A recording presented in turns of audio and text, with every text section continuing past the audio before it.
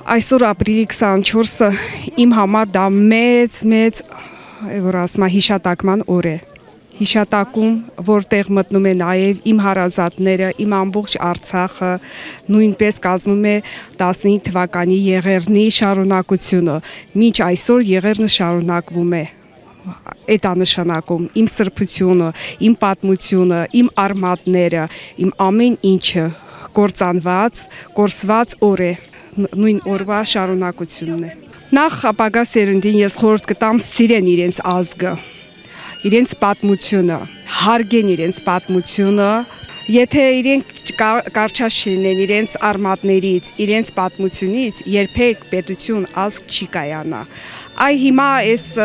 18 թվականից հետո մեր պատմությունը մի տեսակ, ոչ թե մի տեսակ, ներկայիս տիրող իշխանության կողմից այնքան աղավաղվեց, որ դրսի օտարի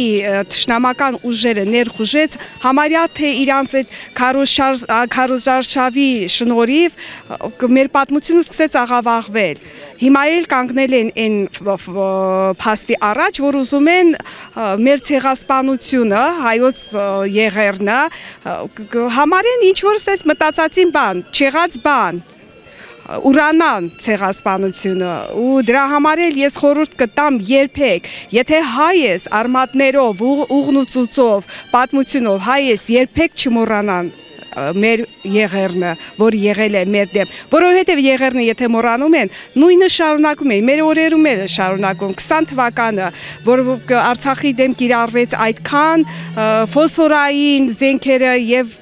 մարդկության համար չընդունելի, չկիրառելի զենքեր կոտորած տեղի ունեցավ։ Նույնը 23 թվականին բնաջնջման եզրիներ, բախտի բերմամբ թե պատահմամբ